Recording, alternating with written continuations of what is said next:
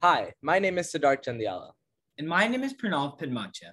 Today, we're going to be talking about gallium arsenide to silicon tandem solar cells formed at temperatures below 500 Kelvin by nano-bonding via surface energy engineering, or SEE. And here are our co-authors and fellow faculty advisors. We're affiliated with Arizona State University Department of Physics, and we're funded by SO2 Innovate and AccuAngle Analytics. Also, one of our authors, Sukesh Ram, is affiliated with Yale University, and one of our professors, Karen Kavanagh, is affiliated with Simon Fraser University. Before we get into our presentation, here's a brief outline of our talk. Our motivation for this project is that we need more efficient solar cells, and so in doing so, we bond gallium arsenide to silicon. However, we encounter two problems. First is high temperatures in current wafer bonding methods, which are temperatures greater than 400 degrees Celsius, and second, native oxides nucleating on the wafers, both of which decrease the efficiency and decrease the efficacy of bonding of both of these wafers together. So our solution to this is low temperature nano bonding, which are temperatures less than 220 degrees Celsius or 500 Kelvin by a surface energy engineering, or SEE. Our approach to this is that we will optimize surface energy engineering by using analysis before and after surface energy engineering. In order to analyze the surface energy on the wafers, we will use 3 liquid contact angle analysis, or 3-LCAA.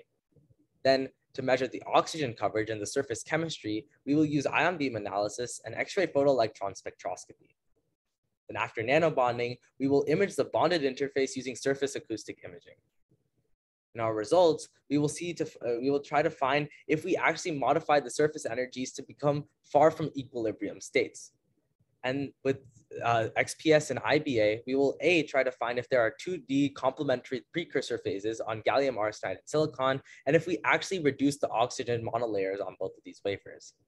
And then for nanobonding through surface acoustic imaging, we will image the bonded interface and quantify the percent of surface area bonded. And finally, in our conclusions, we will go through a derived atomistic model of gallium arsenide surface before and after the surface energy engineering. And finally, we'll go into our future work in which we will measure the photovoltaic efficiency of these solar cells. Okay, so a little more on the motivation. First, we had a couple of issues to solve. The first of those being the native oxides nucleated on silicon and gallium arsenide in ambient air, or room temperature. And second, the high temperatures that were used for heteroepitaxy or direct wafer bonding when we bonded the gallium arsenide and silicon together. Both of these increase defects, and that first of all decreases the efficiency, and second, it also destroys the performance. So we had a couple of goals for surface energy engineering. The first being that we want to reduce the native oxides by passivating gallium arsenide and silicon in order to form 2D precursor phases. The second being that we want to eliminate the high temperatures. And that led us to our hypothesis, where we say that surface energy engineering modifies the surface energy, which leads to higher reactivity. Now, nanobonding is approached in 3 steps. The first step is surface energy engineering, in which we design synergistic precursor phases that are complementary to each other and that are highly reactive upon contact. This means that we are trying to make gallium arsenide and silicon highly reactive in order to bond to each other. Then we go into nano contacting, which, as the name indicates, we will make mechanical contact at the nano scale. And finally, with bonding activation, we will apply radiation at the optimum energy, which in this case is temperatures less than 220 degrees Celsius, in order to effectively bond the 2 wafers. In the image on the right, you can see the nano-bonding apparatus that we use in order to conduct nano-bonding. So going a little more into the approach. First, in SEE, or surface energy engineering, the first thing we wanted to do was we wanted to remove the oxides, but it was very important to preserve the structure. So we did that by using a gentle etch. And if you look at the diagram in the top right corner, you can see that before surface energy engineering, we had hydrophobic wafers. But after, they were hydrophilic, as you can see the drops in the wafer have lost their definite shape. Second, we can see that they're smooth and planarizing the surfaces at the nano and micro scale, as you can see in the diagram below. And third, we can see that we wanted to passivate or terminate the surfaces to avoid reoxidation. It's also important to note that the gallium arsenide wafers were tellurium doped and were treated with an ammonium hydroxide to water rinse. And for the silicon wafers, they were boron doped, and we used something known as the Herbots slurry clean, which uses hydrofluoric acid and water. And surface energy engineering is broken down into 3 parts. The first being 3 liquid contact angle analysis, where we probe the interaction of 3 different liquids with different dipole moments. Those liquids being water, glycerin, alpha-boron, and naphthalene. And for each of those liquids, we measure the 3 contact angles. And those are used to find 3 energy components, being Lipschitz-van der Waals interaction energy with electron donors, and the interaction energy with electron acceptors. So we can compute the total surface energy using something known as the Van Oss theory, which you can see on the slide right there. The second characterization is with X-ray photoelectron spectroscopy in order to see the surface chemistry. In this, we have an X-ray beam that shoots a 1.486 keV X-ray photon that excites the electron from the outer shells, which are then released into a vacuum. And then in the vacuum, the electrostatic analyzer, or ESA, can measure the characteristic binding energy of each of them. And with that, we can see the surface chemistry as the CASA XPS curve fits spectra by simulation, which we can see below, where first we see the percent of gallium in gallium trioxide, and we also see the ratio of arsenic trioxide to arsenic pentoxide. And third characterization is with ion beam analysis to see the oxygen coverage and the ratio of gallium to arsenic. In ion beam analysis, we see that alpha particles backscatter elastically from atoms in order to provide a measurement for mass.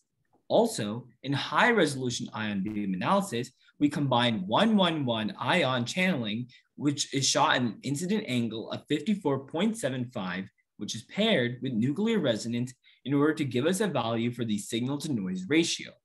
And in this case, we saw a total increase in signal to noise ratio for oxygen by 600. Now, after nanobonding, we wanted to actually see how much of the surface area was actually bonded and how effective nanobonding actually was. So in order to do that, we use surface acoustic wave microscopy, or SAM, in which we image the bonded area, which allows us to quantify the percent of surface area bonded, as well as reveal discontinuities within the interfacial bonding. So our results after surface energy engineering proved to be highly successful. Firstly, with 3 liquid contact angle analysis, we found that both silicon and gallium arsenide completely reversed their hydroaffinities after surface energy engineering. Specifically, gallium arsenide went from a very hydrophobic state to a very hydrophilic state, in which its surface energy increased by a factor of 2, while silicon, on the other hand, went from an extremely hydrophilic state to a strongly hydrophobic state. And thus, both silicon and gallium arsenide went into very far from equilibrium states that make them highly reactive and thus priming them for nanobonding. For ion beam analysis, we found that oxygen coverage decreased by 12% on silicon and by 49% on gallium arsenide, which means that it was highly successful in thus removing the native oxides that were nucleating on top of these wafers. Moreover, the gallium to arsenic ratio on the gallium arsenide wafer was preserved, and it remained 1:1, meaning that we were able to preserve the stoichiometry of the wafer without altering the surface composition.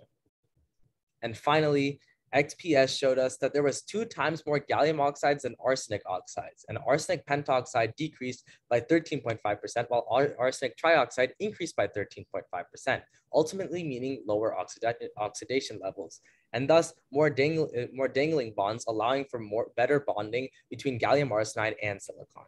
And ultimately, what all of these show is that we were successfully able to put the wafers into far from equilibrium states that prime them for nanobonding. So after nanobonding, we found our most important results. Firstly, we found that 98% of the gallium arsenide wafer was successfully nanocontacted and bonded to silicon with 60 kilopascals of compression. But even more importantly, we found that 48% of the gallium arsenide wafer was successfully nanocontacted and bonded to silicon without compression, which means that we were able to confirm our hypothesis, saying that we were able to successfully bond gallium arsenide to silicon at temperatures less than 220 degrees Celsius or 500 Kelvin. And it also showed that surface energy engineering was definitely successful. However, in this white area within the black contour, we see some particle defects that interfere with the scan, which shows that we need class 10 ISO 4 particulate control to conduct nanobonding. This shows the atomistic model that was derived from our data for the gallium arsenide wafer before and after surface energy engineering. Before surface energy engineering, gallium arsenide was extremely hydrophobic. However, after surface energy engineering, the gallium arsenide was extremely hydrophilic, which means that it went into a very highly reactive state. Although the difference is very subtle, the amount of arsenic pentoxide that decreased and the amount of arsenic trioxide that increased allowed for more dangling bonds to be created on the surface of the wafer, which ultimately means that gallium arsenide was extremely reactive and thus able to effectively bond to silicon even at temperatures less than 220 degrees Celsius. So in conclusion, we found that surface energy engineering can in fact reverse the hydroaffinity of the wafer and modify the surface energies. On silicon, we found that surface energy decreased by 10%, while on gallium arsenide, we found that surface energy increased by 100% or doubled. Then with ion beam analysis combined with 111 channeling and nuclear resonance imaging, we found that oxygen coverage decreased by 12% on silicon and 50% on gallium arsenide after surface energy engineering. Finally, with X-ray photoelectron spectroscopy, we found that 2 times more gallium oxidation occurred than arsenic in the native oxides. And surface energy engineering decreased the arsenic pentoxide by 14% and increased the arsenic trioxide by 14% as well. Although it's a subtle difference, this resulted in a complete reversal in hydroaffinity, as well as a really high increase in reactivity of both of these wafers, ultimately priming them for nanobonding. And thus, that SAM revealed that 98% of the gallium arsenide wafer was successfully nanocontacted and bonded to silicon with compression, while 48% was nanocontacted and bonded to silicon without compression, ultimately confirming our hypothesis that we were successfully able to conduct nanobonding at temperatures less than 500 Kelvin or 220 degrees Celsius, even without compression. Here are the resources that we used, and thank you for listening.